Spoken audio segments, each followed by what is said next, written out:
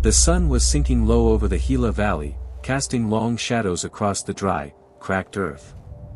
Ethan Harper's boots dragged through the sand, each step heavy with exhaustion. His rifle, worn and scarred from years of use, hung loosely in his grip. The heat of the desert clung to him like a second skin, but there was something else in the air now, something colder than the biting wind that swept down the canyon walls. The sound of hooves, loud and relentless, was closing in behind him. Burke's gang. A dozen or more, ruthless men who had chased him across the desert for days. Ethan had always known how to handle trouble, but this wasn't the kind of fight a man could win alone. He'd lost his horses, his gear, he was down to his last bullets. His Winchester, an old reliable companion, only had 12 rounds left. It wasn't much against a dozen armed men, but he wasn't about to go down without a fight. He could hear them now, their laughter like a death knell in the stillness. Burke, the leader, was shouting orders, too close for comfort. Ethan's pulse quickened. His only hope was the dry waterhole ahead. If he could make it there first, he might have a chance to make a stand. He wasn't a young man anymore, but he had lived through worse, fought harder battles and come out the other side. This wasn't over yet. Then, just as he was about to make a run for the waterhole, a shadow moved in front of him. The hairs on the back of his neck stood up. He wasn't alone. From the yucca plants lining the canyon walls, a group of Apache warriors emerged, silent as ghosts. 8 of them, painted and armed, with bows drawn and rifles leveled. Ethan froze. For a moment, he thought he was seeing things, but then he saw the flash of steel as one of the Apache aimed a carbine at Burke's gang. This wasn't a dream. The battle erupted almost immediately. Arrows flew like deadly rain, striking the first of Burke's men before they could even draw their weapons. The Apache moved with the speed of desert winds, cutting through the enemy lines. Ethan, still in shock, watched from the edge of the fight. He'd never seen anything like it. The Apache fought with a savage precision that left no room for mercy. For what felt like hours, gunfire rang out, but the Apache didn't falter. Burke's gang, caught off guard, scrambled for cover. Ethan, now armed with a rifle from one of the fallen outlaws, joined the fight. His instincts kicked in as he picked off 2 of Burke's men in quick succession. When the smoke finally cleared, the desert was still again. The valley was littered with the bodies of Burke's gang. Ethan stood among the Apache warriors, his breath heavy in his chest. He was alive. But at what cost? One of the Apache warriors approached him, his face unreadable. He said something in a language Ethan couldn't understand. The warrior's gaze, however, was sharp, measuring. "You're not dead," the warrior said in broken English, his voice rough. "You're lucky." Ethan didn't respond. His mind was still racing, trying to understand why the Apache had saved him. Was this a trap? Or had they seen something in him that he hadn't seen himself?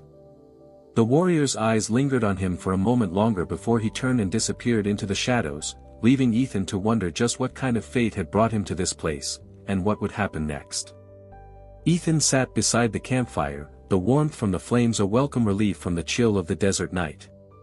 His mind was still racing, the events of the day replaying in his thoughts like the wind through a broken window. The Apache warriors had saved him, no doubt about it. But why? He had fought beside them, but he wasn't one of them. He was a stranger. A man from a different world. And yet, here he was, sitting among them, breathing the same air, sharing the same fire. Ironwood, the elder of the Apache, sat across from him, his gaze as steady as the mountains that surrounded them. The firelight flickered across his face, revealing the deep lines of age and wisdom that marked him. His eyes were a mix of sorrow and resolve, as though he carried the weight of 1,000 years in his soul. "You fought with my sons," Ironwood said in a low, gravelly voice, his words heavy with meaning. "You bled with them. The spirits saw. They've chosen you." Ethan didn't know what to say. The words felt foreign, like a language he didn't understand. Chosen? He wasn't anything special. Just a man trying to survive. And yet, here he was, chosen by the spirits of a people he had never known, for reasons he couldn't begin to grasp. Taya, Ironwood's daughter, sat silently beside her father, her eyes flickering to Ethan every now and then. She hadn't spoken much since they arrived at the camp, but her presence was undeniable. Strong. Unyielding. There was something about her that made Ethan uneasy. Not because she was a threat, but because she seemed to know things he didn't. Her gaze was sharp, like she was reading him in a way no one else could. "Why did you save me?" Ethan finally asked, his voice rough from the dust and exhaustion. "I'm not one of you. I don't belong here." Ironwood's gaze softened, just for a moment, before he spoke. "The land doesn't care for who belongs. It just takes what it wants. We don't choose the land, it chooses us." Ethan didn't understand, but he nodded anyway. He had heard stories of the Apache's connection to the land, their reverence for the earth and all it provided. But it was hard for a man like him to grasp. He had spent his life working the land, not worshipping it. He had built his ranch from the dust, fought for every inch of ground, and lost more than he cared to remember. "Tomorrow, you will help us hunt," Ironwood continued, his voice carrying the weight of an order. "There is no turning back now. You are one of us." Ethan opened his mouth to protest, but the words didn't come. What was he going to say? That he wasn't Apache? That he didn't belong here? The truth was, he didn't know where he belonged anymore. The ranch was a distant memory, the life he had built now nothing more than ashes. And these people, they had saved his life. As the fire burned down to embers, Taya stood and walked away, her silhouette blending into the darkness. Ethan watched her go, her movements graceful, sure. There was something in the way she carried herself, a quiet strength that made him wonder if he would ever understand her. Or if she would ever understand him. Ethan leaned back against a nearby rock, his eyes on the stars above. The Gila Valley stretched out before him, endless and unforgiving. He had no idea what the future held, but for the first time in a long while, he felt the stirrings of something, hope, maybe, or maybe just the will to keep going. But the road ahead wouldn't be easy. Not by a long shot. And as long as Burke was out there, he'd never truly be safe. The morning light hit the Gila Valley hard, as relentless as the heat of the desert. Ethan had never been one to shy away from hard work, but today was different. Today, he would have to prove himself. The Apache had taken him in, but earning their trust? That was a different kind of fight. Taya stood across the camp, her silhouette sharp against the pale orange horizon. She moved with a grace that seemed foreign to him, like the wind itself, swift and steady. She had barely spoken to him since the fire the night before, her eyes sharp and calculating every time they met his. Ethan couldn't help but wonder what she thought of him, what she saw when she looked at him. "You ready?" Her voice broke through the silence, and Ethan nodded, though he wasn't sure if he was ready for anything. He had spent his life working cattle and riding horses, but this was different. The Apache didn't just hunt for food, they hunted with purpose, with spirit. It wasn't just survival. It was a way of life. Taya handed him a bow, its wooden frame worn from use. The string was taut and the arrowheads gleamed like small, deadly promises. Ethan had used a bow before, barely, but today, it wasn't just about hitting a target. It was about proving he belonged here. Proving he could earn his place among these people. "You'll need to move quietly," Taya said, her voice low, but clear. "The desert doesn't forgive mistakes." They set off into the brush, the sound of their footsteps swallowed by the dry, cracked earth beneath them. The scent of sagebrush filled the air, mingling with the dusty smell of the valley. Ethan tried to keep up, but his movements felt clumsy next to Taya's silent, fluid steps.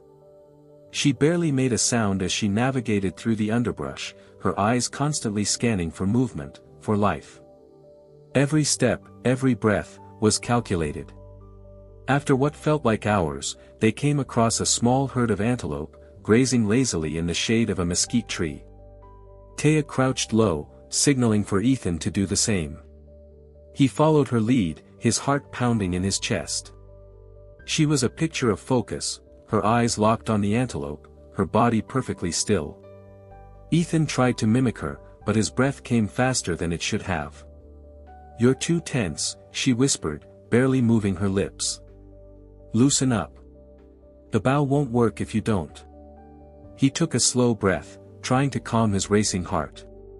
It wasn't just the hunt that had him on edge, it was the realization that he was being tested. Not just by the Apache, but by himself. He had no choice but to succeed. There was no turning back now.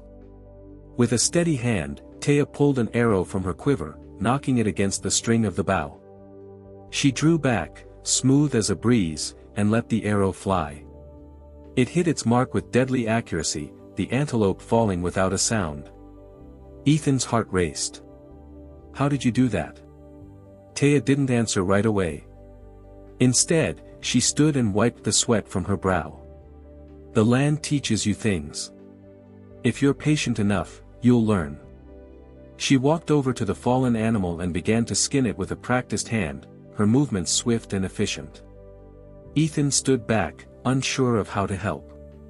He wasn't used to hunting this way, not with the land, but with it. The Apache didn't see the hunt as something to conquer. They saw it as something to honor. After a few moments, she looked up at him. "Your turn." Ethan swallowed hard. He wasn't sure if he was ready. But if there was one thing he knew, it was this: to survive here, he had to do more than just fight. He had to learn. To adapt. To become part of something greater than himself. The days grew longer as the heat of the desert summer set in, and the weight of survival hung heavy in the air. Ethan's hands were calloused and his muscles sore from the long hours spent working with the Apache. Hunting, building, learning the ways of the land, it wasn't easy, but it was beginning to feel like a second skin. Yet despite the peace that had begun to settle over him, there was something stirring in the distance, something that threatened to tear it all apart. Burke. The name had haunted him ever since that day in the valley when the Apache saved his life. Ethan had learned from the scouts that Burke's gang hadn't given up their pursuit. They were still out there, roaming the desert like wolves circling a wounded animal, ready to strike at any moment. Burke wasn't the kind of man to let a grudge go, and Ethan knew it. The rancher in him felt the weight of responsibility. He had led the fight, he had drawn first blood, and now, Burke was coming for him, and for the Apache. Late one evening, as the sun sank behind the canyon walls, a scout arrived at the camp with grim news. The sound of hooves on the dry earth was unmistakable. Burke and his men were closing in fast.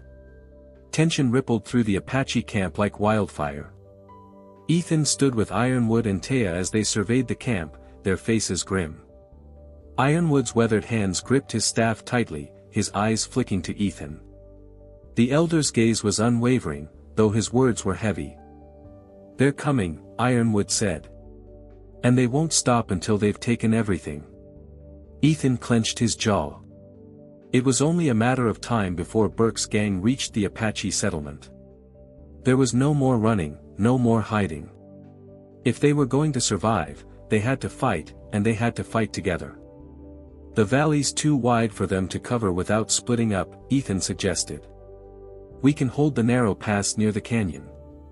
If we cut them off there, we might stand a chance." Ironwood looked at Ethan, his eyes unreadable, but his nod was a silent approval. "You have the blood of a fighter. If you're with us, then we will fight." Ethan glanced at Taya, who stood silently by his side, her eyes steady and sure. She wasn't just the daughter of Ironwood anymore. She was something more. She was part of the land, part of this fight. Ethan could feel it in his bones. "We'll need to prepare," Taya said, her voice calm but filled with an undeniable strength. "It's not just about taking down Burke's men. We need to hold our ground. The desert is unforgiving, and it won't be on our side. The air was thick with tension as Ethan helped the Apache warriors gather their weapons, sharpen their arrows, and prepare the defenses. As the camp came alive with activity, Ethan felt the weight of the responsibility on his shoulders. He wasn't just fighting for his own survival anymore. He was fighting for the Apache, for Taya, and for the life he had found here. That night, as the camp settled into a tense silence, Ethan sat by the fire, his thoughts heavy with the uncertainty of what was to come. He had fought in battles before, but this was different. He wasn't alone this time. The Apache weren't just allies, they were family. And as he stared into the flickering flames, he knew that he would do whatever it took to protect them. The winds howled through the canyon, carrying with them the scent of dust and impending danger. The fight for survival had only just begun. The night was thick with tension, the air heavy and dry. Ethan stood at the edge of the camp, his eyes scanning the canyon that would become the battlefield. The Apache were preparing for the worst, sharpening their blades and tightening their bows. Ethan, for all his years of experience in the wild, knew that this battle would be different. It wasn't just a fight for survival. It was a fight for something deeper, something that ran through the land like the river itself. Honor. Taya walked up beside him, her face stoic, her expression unreadable. She hadn't spoken much since the news came that Burke's gang was close, but Ethan could see the weight in her eyes. She had been raised in the desert, had fought with the Apache for her whole life. But this wasn't just about fighting. This was about losing everything. I didn't ask for this fight, Ethan said, his voice low. I didn't ask to be dragged into a war that's not mine. Taya's gaze shifted toward him, and for the first time, her expression softened. None of us ask for war, Ethan. But sometimes it comes, and you either stand or fall. He nodded. She was right. They had no choice now. He wasn't just fighting for his own life anymore. He was fighting for a future, for something more than the life he'd lost. For the Apache, and for Taya. They're coming, aren't they? Ethan asked, though he already knew the answer. The sound of hooves was still distant, but it was getting closer, the thunder of Burke's gang bearing down on them. They will come, Taya replied, her voice steady. But we will not be caught unprepared. This is our land. And we will fight for it. Ethan looked out over the valley again, his heart racing. There was no turning back now. The Apache had made their choice, and so had he. He wasn't just an outsider anymore. The land had claimed him, as it had claimed them. And when the fight came, they would stand together. As the first light of dawn crept over the horizon, Ethan felt a stirring in his chest. It wasn't fear. It was resolve. He had fought battles before, but never for something that felt this real. For something that felt like home. Ironwood approached him, his face as grim as ever, but there was something else there now. Something like respect.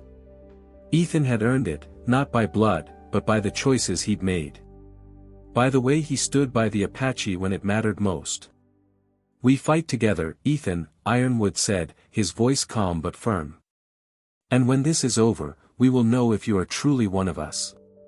Ethan swallowed hard, meeting Ironwood's gaze. The elder didn't need to say more. Ethan knew what was at stake. He had chosen this. Chosen to stand with the Apache, to fight for their future. There was no turning back. The sound of hooves grew louder, and Ethan's grip tightened around his rifle. He could see Burke's men now, coming down the canyon, a cloud of dust rising behind them. Ethan's heart pounded in his chest, but he wasn't afraid. He was ready. The time for talking was over. Now, it was time to fight. The dawn broke over the Gila Valley like the crack of a whip, harsh and unforgiving. Ethan stood with the Apache, watching the sun rise over the canyon as the first light hit the jagged rocks. The air was thick with dust and the scent of the desert, but there was a strange calmness in the way the valley seemed to breathe with them. The calm before the storm. It wasn't long before the camp sprang to life. Warriors moved swiftly and quietly, checking their weapons, tightening their saddles, preparing for what was to come. Ironwood was among them, his face as hard as the stone that lined the canyon walls. He walked with purpose, his steps measured, his eyes scanning the horizon as if he could already see Burke and his gang closing in. Taya was beside Ethan, her gaze focused, her posture straight. She hadn't said much since the meeting the night before, but Ethan could see the fire in her eyes. This wasn't just about defending her land, it was about defending everything the Apache had fought for, everything they had lost. "You've fought before, haven't you?" Taya's voice broke through the stillness, low but sharp. Ethan nodded. "More times than I care to count. But this feels different." Taya didn't answer right away. She simply looked at him, her eyes dark with a mix of emotions, anger, resolve, and something else, something deeper. The Apache had been fighting for their land for centuries, and now, for the first time, Ethan felt the weight of that fight. He wasn't just a man fighting for his own survival anymore. He was part of something larger, something that reached deep into the earth beneath them.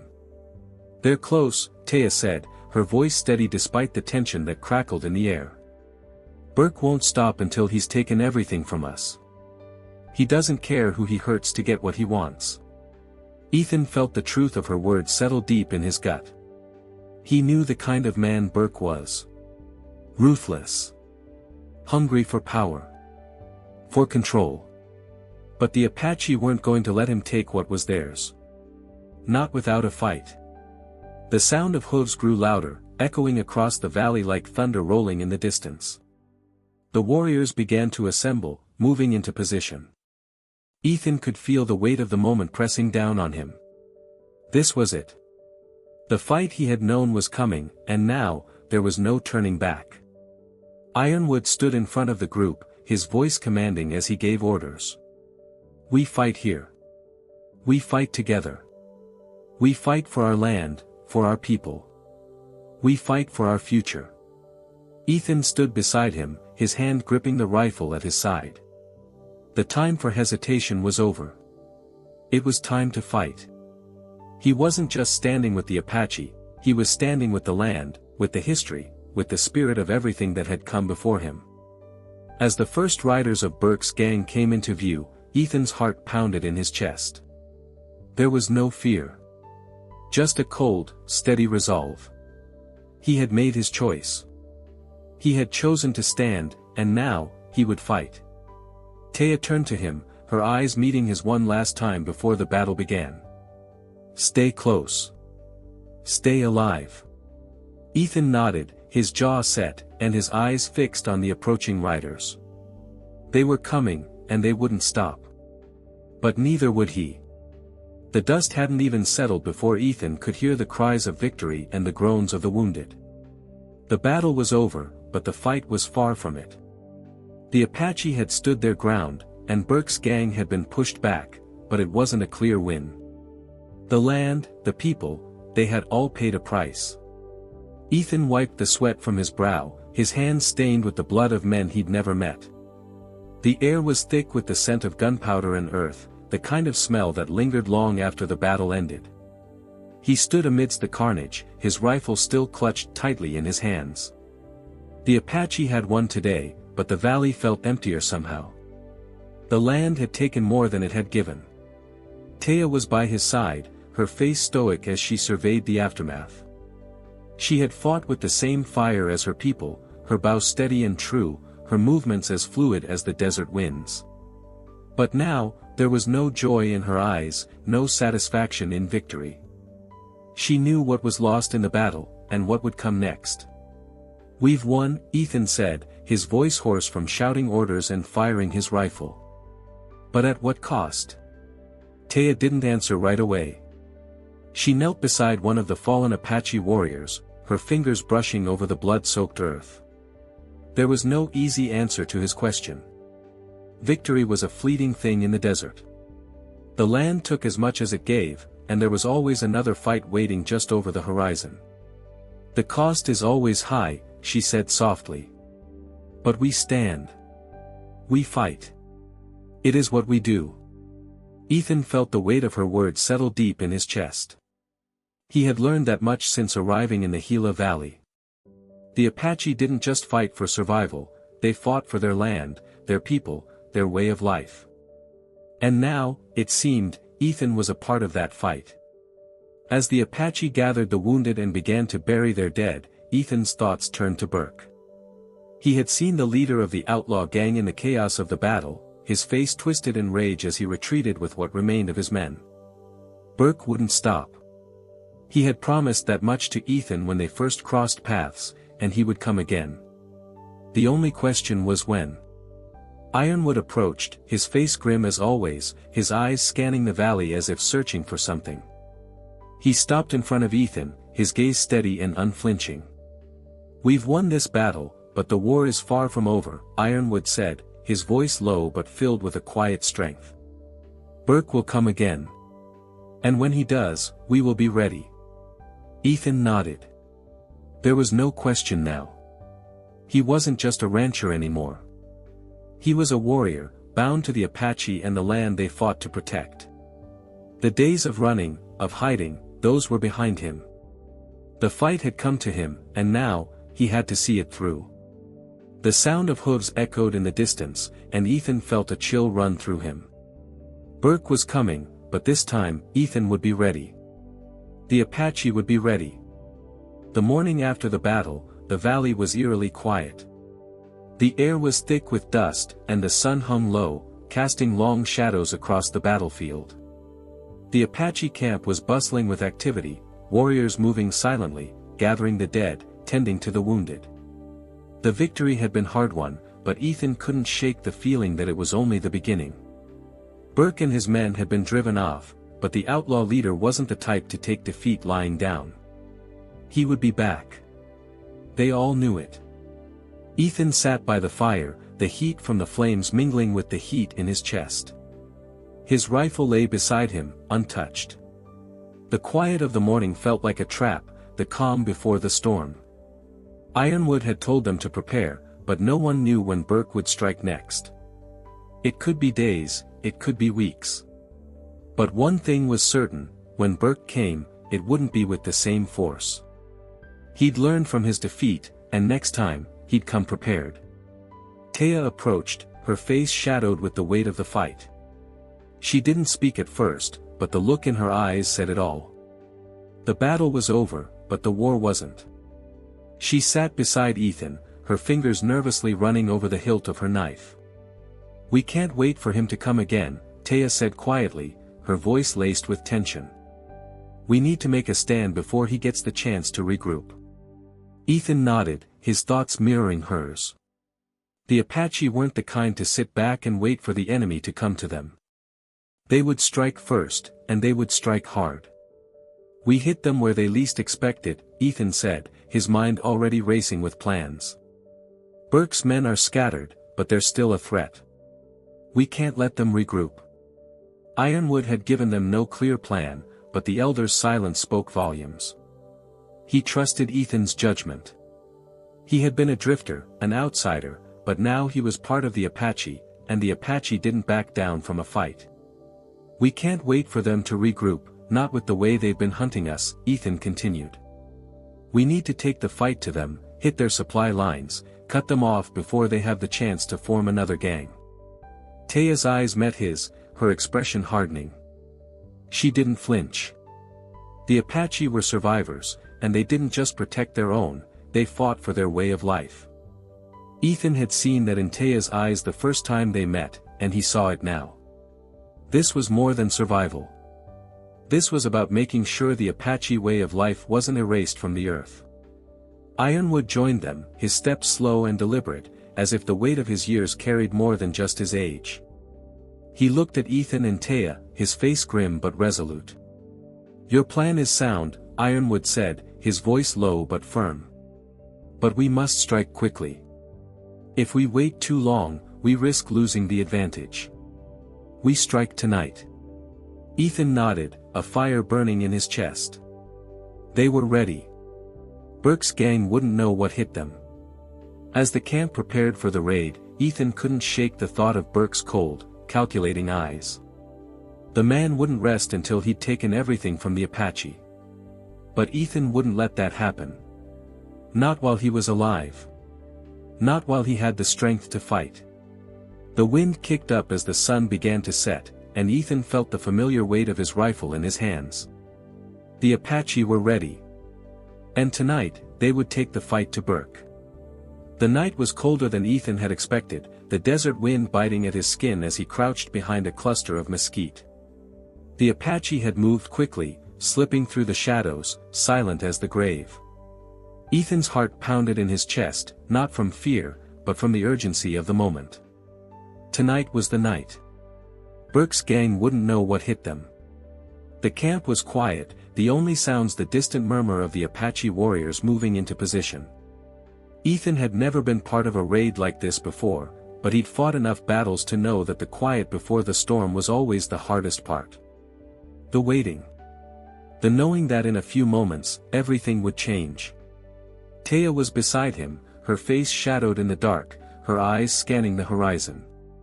She hadn't said much since the plan had been set, but Ethan could feel the same tension in her that he felt in himself. This wasn't just about the Apache now. This was personal. Burke had come after them once. He wouldn't make the same mistake twice. Ironwood had led them to this point, his mind sharp, his decisions ruthless. They had taken the fight to Burke's gang by striking at their weakest points. Their supplies were scattered, their men unprepared. The Apache had hit them hard and fast, leaving chaos in their wake. "Are you ready?" Taya asked, her voice low, steady, the calm before the storm. Ethan nodded, his hand tightening around the rifle. "Ready as I'll ever be." The sound of hooves grew closer, and Ethan could see the outlines of the enemy riders coming into view, their figures dark against the moonlit sky. Burke's men had no idea what was waiting for them. The Apache had set up an ambush at the pass, a narrow gap in the canyon walls where the outlaws would be trapped. They couldn't escape. "Now," Taya whispered, her hand on his arm. The Apache warriors emerged from the shadows, arrows flying in a deadly arc toward Burke's men.